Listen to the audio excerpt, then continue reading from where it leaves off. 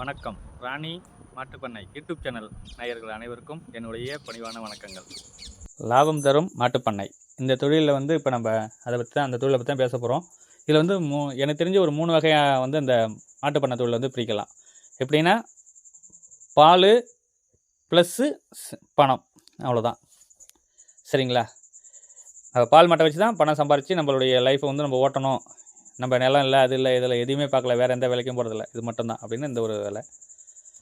அடுத்தது 2வது வந்து எப்படி பிரிக்கலாம் அப்படின்னா, ஒரு 10 லிட்டருக்குள்ளே கறவை உள்ள மாடு, நிலம் இருக்குது, அந்த மாட்டை வந்து பால் கறக்கிறோம், செலவுக்கு எடுத்துக்கிறோம், அதனுடைய சாணி எருவு எல்லாமே வந்து நம்ம நிலத்துக்கு போட்டுக்கிறோம்.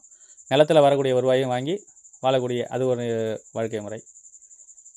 அதுக்கு அடுத்தபடியாக பணங்காசு நம்மள்கிட்ட இருக்குது, நிலம் இருக்குது அப்படின்னா மாடு ஒரு 2 மாடு, 1 2 மாடு வச்சுக்கிறோம் வீட்டு தேவைக்கு. கன்றுக்குட்டி ஒரு 10 20 கன்றுக்குட்டி வாங்குகிறோம், அதை வந்து வளர்க்குறோம். இதில் வரக்கூடிய லாபத்தை இதை வந்து அந்த கன்றுக்குட்டிக்கான செலவு பண்ணி வளர்க்குறோம். சரிங்களா? அந்த மாதிரியான முறையில் அந்த 3 வகையாக பிரித்து நம்ம மாட்டுப்பண்ணை தொழிலை வந்து வளர்க்கலாம் நம்ம. இப்போ நம்ம பேச போகிறது வந்து மாடு, பால் ப்ளஸ்ஸு நமக்கு செலவுக்கான ரூபா வந்து அதில் எடுத்துக்கிற மாதிரியான ஒரு விஷயம். அதுதான் மாட்டுப்பண்ணை தொழில். சரிங்களா? இந்த பண்ணை தொழிலில் நம்ம வாங்கக்கூடிய மாடு மேக்ஸிமம் 10 லிட்டருக்கு மேலே 11 லிட்டருக்கு மேலே இருக்கிற மாடாக வாங்கினா மட்டும்தான் நமக்கு லாபம் எடுக்கலாம். சரிங்களா? ஒன்று 11 12 மாடு இருக்கிறதா இருந்தாலும் சரி, 20 22 லிட்டர் கறக்கக்கூடிய மாடாக இருந்தாலும் சரி, நமக்கு இந்த பண்ணை தொழிலுக்கு பொறுத்தளவு ஜெர்சி ப்ளஸ்ஸு ஹெச்எப்பு இந்த மாடு தான் நமக்கு வந்து சூட்டப் ஆகும். மீதி நம்ம நாட்டு இனங்கள் இருக்குது, நிறைய இனங்கள்லாம் இருக்குது, எனக்கு அதெல்லாம் சொல்ல தெரியல. இருந்தாலும் நமக்கு வந்து கறவை இல்லாமல் மாட்டினுடைய அழகையோ வேறு எதையும் பார்த்து நம்ம வந்து பண்ணை தொழில் பண்ண முடியாது. சரிங்களா? இதில் நம்ம தலசங்கத்து 2000 3000 தான் மாடு வாங்கலாம் இல்லை, அவங்கவுங்க டேஸ்ட்டுக்கு ஏற்ற மாதிரி அவங்களோட விருப்பத்துக்கு ஏற்ற மாதிரி மாடு வாங்கலாம். எப்படி வாங்கினாலுமே நான் ஒரு கணக்குக்காக என்ன சொல்கிறேன், ஒரு 15 லிட்டர் கறவை உள்ள மாடாக வாங்குகிறோம் அப்படின்னா 60லேருந்து 65,000 ரூபாய் அதிகபட்ச ரூபாயில் மாடு வாங்கணும். இதே வந்து 4 ஈத்து அப்படின்னா வந்து கன்று போட்டது சொல்கிறோம், 4வது ஈத்து 5வது ஈத்து கன்று போடுது அப்படின்னா வந்து ஒரு 55 கூட கிடைக்கும். அதே தலசம் ஈத்து மாடு அப்படின்னா 65 to 70 கூட கிடைக்கும். ஆனால் இருந்தாலும் நம்ம ஒரு 65,000 ரூபா கணக்குக்கு வாங்கினோம் அப்படின்னா நம்மளுடைய பண்ணை தொழில் வந்து கண்டிப்பாக நல்லபடியாக போகலாம். சரிங்களா? இப்போ ஒரு மாடு நம்ம வாங்குகிறோன்னு வச்சிங்களேன், ஒரு 8 7 15 லிட்டர் கறவை உள்ள மாடு நம்ம கண்டிப்பாக வாங்கணும். அப்போ வாங்கினா தான் நம்ம செட் ஆகும். அது அந்த கறவை உள்ள மாடு வந்து நமக்கு 65,000 ரூபா. முதல் ஈத்து மாடாக இருந்தால் 65,000 ரூபா. 2ஆம் ஈத்து மாடும் ஓகே 60 to 65. 3ஆம் ஈத்து 4ஆம் ஈத்து மாடு மேக்ஸிமம் 55 to 60 ரூபா. சரிங்களா? சந்தையில் வந்து நிறையா வந்து யூடியூப்பில் போடுறாங்க. இருந்தாலும் அது வந்து நமக்கு அந்தளவு கறவை இருக்குமா அப்படிங்கிறது எனக்கு தெரியல. நான் நல்ல ஏரியாவிலும் சுற்றி பார்த்துருக்கேன், அந்த அளவுக்கான ஒரு இது கிடைக்கல. இப்போ கொஞ்சம் மாட்டினுடைய விலை அதிகமாக தான் இருக்குது. நீங்கள் வந்து கிராமப்புறத்தில் வாங்கணும், அதுதான் பெட்டராக இருக்கும். சரிங்களா? விவசாயிகிட்ட நேரடியாகவே மாடு வாங்கலாம். அவங்களும் வந்து கறவை இருக்குது அப்படின்னு சொல்லி சும்மா பொய் சொல்லி கொடுக்குறவங்களும் நிறைய விவசாயிகள் இருக்காங்க. ஏன்னா அவங்க விற்றா தேவலாம் அப்படிங்கிறதுக்காகவே வந்து சொல்லுவாங்க. நான் என்ன சொல்லுவேன்னா, நம்ம மாட்டு பண்ணை வைக்கணும் அப்படின்னா வந்து என்ன செய்யணும் அப்படின்னா, நம்ம கறந்து பார்த்து வாங்கணும். கண்டிப்பாக கறந்து பார்த்து தான் வாங்கணும். யார் எதுவும் சென மாடு சொன்னால் கண்டிப்பாக வாங்கக்கூடாது. சரிங்களா? சென மாட்டில் வந்து நிறைய ஃபெயிலியர் வரும். ஒரு சில மாடுகள் பால் கறக்கும், ஆனால் மேக்ஸிமம் 80% மாடு வந்து பால் கறவை. கண்டிப்பாக பால் கறவைன்னு இல்லை, நிறையா விஷயங்கள் மடி வந்து காம்பு சோடையாக இருக்கும். சில மாடு வந்து கன்று போடுறதுல பிரச்சனை வரும். சில மாடு கொஞ்சம் 8 மாதம் 9 மாதத்துக்கு மேலே வர கறந்துருப்பாங்க. 270 276 நாளில் கன்று போடும். ஆனால் சில பேர் வந்து அதை மாற்றி கூட என்ன செய்வாங்க, அது பால் கறக்குது அப்படிங்கிறதுனால கறந்துக்கிட்டே இருந்துருவாங்க. அதனால் அது வந்து வேண்டாம், நம்ம வந்து கறந்து பார்த்து மாடு வாங்கணும், அப்போ செட் ஆகும். நம்ம வாங்குறது ஹெச்எப்பு இல்லை ஜெர்சி, இந்த மாடுனுடையது தான் ஒரு நீடித்த கறவை இருக்கும். சரிங்களா? ஒரு 7 மாதம் ஆவரேஜாக 6 to 7 மாதம் வந்து 1 லிட்டர் 2 லிட்டர் குறையுமே தவிர தீவனம் கரெக்டாக கொடுத்தோம் அப்படின்னா அந்த பால் வந்து குறையாது. அதனால ஜெர்சி இல்லைன்னா ஹெச்எப் இந்த மாடுங்களை நம்ம எடுத்துக்கிறோம். இப்போ ஒரு மாடு 15 லிட்டர் கறவை இருக்குது அப்படின்னா 30 நாளைக்கு 450 லிட்டர் 3 மாதம் கணக்கு பண்ணிப்போம். சரிங்களா? 3 அப்படியே பிரிக்கணும், அப்போ தான் வந்து நமக்கு கணக்கு புரியும். உங்களுக்காக சொல்கிறேன். இப்போ 30 நாளைக்கு வந்து 15 லிட்டர்னால் 450 லிட்டர், அது ஒரு 3 மாதத்துக்குன்னா 1350 லிட்டர் வருது. ஒரு 36 ரூபா ரேட்டு நம்ம கொடுக்குறோம். இது வந்து ஸ்டோர் ரேட்டு தான். சரிங்களா? நீங்களே விற்றீங்க அப்படின்னா இன்னும் ரேட்டு அதிகமாக கிடைக்கும், 45 46 வரைக்கும் விற்கலாம். அது உங்களுடைய திறமையை பொறுத்து. அது இது இந்த மாட்டினுடைய தொழிலில் இருக்கக்கூடியது தான். ஆனால் பால் விற்பனைங்கிறது உங்களுடைய தொழிலை பொறுத்து. நீங்கள் என்ன பண்ணுறீங்களோ அதுக்கேற்ற மாதிரி ஒரு 48,000 ரூபா பக்கம் கிடைக்கும். சரிங்களா? அடுத்த ஒரு 3 மாதத்துக்கு வந்து 7 லிட்டர் காலையில், மதியானம் 6, 13 லிட்டர் கறக்குதுன்னு வச்சிங்களேன். ஒரு 3 மாதத்துக்கு கணக்கு போட்டோம்னா 1107 லிட்டர் வருது. ஒரு 42,000 கிடைக்கும். அடுத்தது 2 மாதமாக அப்படியே பிரிச்சுக்கணும்.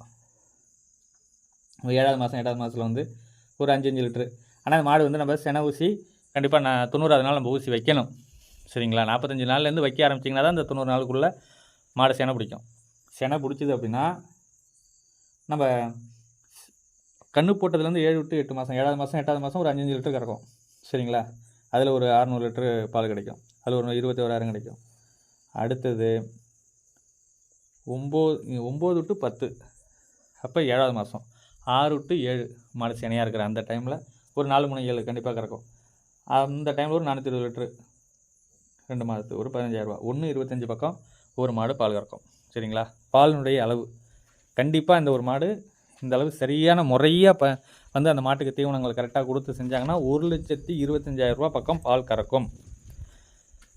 இப்படி அந்த மாட்டை வந்து நம்ம மாடை அதிகமாக வச்சுருக்குறோங்கிறதுலாம் பெருசு இல்லை. சரியா? ஒரு மாட்டை எப்படி பராமரிக்கணும், அதுக்கான தீவன முறைகள் வந்து கரெக்டாக நம்ம 1 லிட்டருக்கு 1/2 கிலோ தீவனம் கரெக்டாக கொடுத்தாவே போதும். அதுக்கு மேலே நம்ம கொடுக்க வேண்டிய அவசியம் இல்லை. ப்ளஸ்ஸு பசுந்தீவனம் ஒரு 30 கிலோ, வைக்கோலுக்குள்ளே ஒரு 5 கிலோ ஒரு நாளைக்கு. இந்த முறையை நம்ம ஃபாலோ பண்ணி கொடுத்தோம் அப்படின்னா இந்த பால் கண்டிப்பாக எடுக்கலாம். சரிங்களா? இந்த மாதிரியான முறையில் நம்ம மாடை வந்து நம்ம பார்த்தோம் அப்படின்னா இந்த வகையில் நம்ம பார்க்குறோம் அப்படின்னா வந்து நமக்கான லாபம் மொத்தம் 1,25 கிடைக்கும். ப்ளஸ்ஸு அந்த மாட்டோட சாணி கிடைக்கும், ப்ளஸ்ஸு கன்றுக்குட்டி கிடைக்கும், ப்ளஸ்ஸு அந்த மாடே கிடைக்கும். நம்ம 65,000 வாங்கியிருந்தோம்னா அடுத்த வருஷம் அந்த மாடு 60,000 வச்சுக்கோங்க. இந்த கன்றுக்குட்டி நம்ம ஒரு கிடியர் கன்றுக்குட்டியாக இருந்ததுன்னா அடுத்தது அது ஒரு முதல் மாடாச்சு. சரிங்களா? இந்த டைமில் நீங்கள் வந்து என்ன செய்யணும் அப்படின்னா அது முதலீடாக வச்சுக்கணும். அதுவும் ஒரு அமௌண்ட்டு தான். சரிங்களா? மாடு 55 வாங்கியிருந்தீங்கன்னா 50 ரூபான்னு வச்சுக்கோங்க. ஒரு 5,000 குறைச்சிங்க. அடுத்த கண்டிப்பாக அதே பால் கறக்கும், குறையாது. தீவனம் இதே மெத்தேட் தீவனம் வச்சிங்கன்னா மாடுனுடைய உடச்சல் இருக்காது, நல்லாயிருக்கும், மாடு ஆரோக்கியமாக இருக்கும். கிடியர் கன்றுக்குட்டியாக இருந்தால் 12,000 15,000 விற்கலாம். காலக்கண்ணா இருந்தால் 7,000 8,000 விற்கலாம். சரிங்களா? இது வந்து சாணிங்கிறது ஒரு வண்டி வந்து 1.5 வண்டி, நம்ம எங்கள் ஏரியாவில் ஒரு வண்டிங்கிறது ஒரு டிப்பர் கணக்கில் சொல்லுவாங்க. 2,500 2,500 சரிங்களா? அதெல்லாம் எல்லாத்தையுமே அந்த டைமில் நம்ம கணக்கு பார்த்தா 2 லட்ச ரூபா நமக்கு வந்து அதனுடைய விற்பனையவே நம்ம வந்து கணக்கு பண்ணிக்கணும். விற்றுறோன்னு வச்சுக்கிங்க. ஒரு இட்லி அந்த மாட்டை வந்து விற்றுறோங்கிற கணக்கு தான் நம்ம. ஆனால் மாடு விற்க போகிறதுல நம்ம வச்சுக்க போகிறோம். அடுத்த ஈடு மாடு கன்று போட்டால் வாங்குகிற விலை கிடையாது. சரியா? அப்போ அந்த மாடு கன்று போட்டதுலேருந்து கறவை வரைக்கும் அந்த 1,25 நாள் ஒரு 25 விட்டாலும் 1 லட்ச ரூபா லாபம் நமக்கு. சரிங்களா? அப்படி தான் வந்து மாட்டு பண்ணை வந்து ரன் பண்ணணும். மாடு செனை பிடிக்கணும், செனை பிடிச்சி கொண்டு வரணும். அதேமாதிரி ஹெச்எஃப் மாடாக வாங்கணும், நல்ல மாடாக வாங்கணும். ஒரு ஆள் நம்ம வந்து 25 மாடு 30 மாடு வச்சுருக்கோம், 40 மாடு வச்சுருக்கோம்லாம் பெருசு கிடையாது. சரிங்களா? கண்டிப்பாக 5 மாடு வச்சுருந்தாலும் நல்ல மாடாக வச்சுக்கணும். நல்ல மாடாக வச்சுருந்து ரன் பண்ணணும் அப்படின்னா கண்டிப்பாக மாட்டு பண்ணை தொழிலில் வந்து நம்ம சக்ஸஸ் ஆகலாம். அதே மாதிரி இந்த நீங்கள் சொன்ன மாதிரி நாங்கள் செய்கிறோம், எங்களுக்கு கிடைக்கல, லாபம் கிடைக்கல அப்படிங்கிற ஒரு விஷயம் நீங்கள் கரெக்டாக ஃபாலோ பண்ணணும் அப்படின்னா இதுலேயே பால் வந்து கண்டிப்பாக ஒவ்வொரு லிட்டர் பால் இன்னும் எக்ஸ்ட்ரா கிடைக்க மாட்டேங்குது. சரிங்களா? ஒவ்வொரு மாட்டுலேயே ஒரு நாளைக்கு 2 லிட்டர் பால் எக்ஸ்ட்ராவே கிடைக்கும். கொடுக்குற தீவனம் நீங்கள் கொடுக்குற தீவனத்தில் வந்து குச்சி தீவனமும் வந்து ப்ரோட்டீன் உள்ளது இருக்குது. சரிங்களா? 24 ப்ரோட்டீன் வந்து 24 இருக்குது. 22லேருந்து 24 25 வரைக்குமே இருக்குது. சரிங்களா? அதேமாதிரி இந்த டயத்துக்கு ஏற்ற மாதிரி நம்ம 20ல் இருக்குது, 18% இருக்குது ப்ரோட்டீனு, 18, 20, 22, 24, 25 வரைக்குமே இருக்குது. சந்தோஷ தீவனங்கள் வந்து ஆரோக்கியம் கொடுத்து 25% ப்ரோட்டீன் இருக்குது. அந்த தீவனங்கள்லாம் வந்து என்னாச்சுன்னா அந்த கறவை டைம் 1லேருந்து 3 மாதம் நம்ம பார்த்தீங்களா 6 மாதம் வரைக்குமே கன்று போட்டதுலேருந்து 6 மாதம் வரைக்கும் அந்த எக்ஸல்னு ஒரு தீவனம் கொடுக்கலாம். நல்ல தீவனங்களில் வந்து ப்ரோட்டீன் எது அதிகமாக இருக்குது அதை பார்த்து கொடுத்தீங்கன்னா நல்ல பால் ஈல்டு கிடைக்கும், மாடுனுடைய சத்துக்கள் நல்லாயிருக்கும். அதுக்கேற்ற மாதிரி நீங்கள் தீவனத்தில் வாங்கி கொடுங்க, கண்டிப்பாக இந்த லாபம் இருக்கும். இப்போ நான் சொன்ன மாதிரியான முறையான மாடுகள் ஒரு ஃபேமிலியில் 3 மாடு ஒரு டைமுக்கு வாங்கலாம். 3 மாடு வாங்கி ரன் பண்ணிக்கிட்டு அடுத்த 3 மாதம் கழித்து செனை ஊசி வைக்கும்பொழுது ஒரு 3 மாடு, அடுத்த அந்த மாடு செனை ஊசி வைக்கும் பொழுது ஒரு 3 மாடு, அப்படி வாங்கினா ஒரு 9 மாடு வச்சுருந்தாவே அவங்களுடைய பண்ணைகள் வந்து ரொம்ப டெவலப் ஆகிடும். இந்த 9 மாட்டை வச்சே நீங்கள் ரன் பண்ணிடலாம். அதிகமாக நம்ம மாடு வாங்கணும் இல்லை முடியும்னா இன்னும் ஒரு 3 மாடு 12 மாடு வாங்கினீங்க அப்படின்னா உங்களுக்கான லாபங்கள் பன்மடங்கு பெருகும். சரிங்களா? இந்த ஒரு விஷயத்தை நீங்கள் எல்லாருமே செஞ்சு ஒரு பயனடையலாம் அப்படிங்கிறது என்னுடைய கருத்து. அதே மாதிரி மாட்டு பண்ணை வைக்க போகிறாங்க, ஷெட்டு பெரிய லெவலில் ஷெட்டு, சரிங்களா, மிஷினரி, தீவனப்பில்லை வெட்டுறதுக்கு, தீவனப்பில்லை அறுக்கிறதுக்கு அப்படிங்கிற எல்லா விஷயத்துலையும் கொண்டு போய் அமௌண்ட்டை போட்டு முடக்காமல் மாடு வாங்குகிறோம், மாடு கன்று போட்ட மாடாக வாங்கினோமா, வாங்கிட்டு வந்தால் உடனே அடுத்து பால் கறக்குறோம், விற்பனை பண்ணுறோம், அதில் வரக்கூடிய காசை நம்ம உடனே எடுக்கிறோம். சரிங்களா? இந்த மாதிரியான ஒரு குயிக்காக நம்மளுடைய வேலை என்ன அப்படின்னா பால் கறக்கணும், மாடு நல்லா இருக்கணும், நம்ம நல்லா இருக்கணும். சரியா? இந்த ஒரு விஷயத்தை செய்யுங்க, கண்டிப்பாக நல்லா இருக்கலாம். மாடு கண்டிப்பாக கன்று போட்ட மாடாக வாங்குங்க, கறந்து பார்த்து வாங்குங்க. எல்லார்கிட்டையுமே என்னை பார்க்க வரவங்கள்ட்டையும் ஃபோன் பண்ணி கேட்குறவங்கள்ட்டையும் சொல்லிக்கிட்டு இருக்கிறேன். அதுக்குள்ளே உங்களுக்கு இந்த மாட்டினுடைய இதில் என்னென்ன நோய்கள் வரும், என்ன வரும், எப்படி இருக்கலாம் அப்படிங்கிறத வந்து அடுத்தடுத்த வீடியோவில் கண்டிப்பாக சொல்கிறேன். உங்களுக்கு இதில் எந்த டவுட்டாக இருந்தாலுமே கமெண்ட் பாக்ஸில் வந்து கமெண்ட் பண்ணுங்கள். உங்களுக்கு தெரிஞ்சவங்களுக்கு ஃபாலோ பண்ணுங்கள்.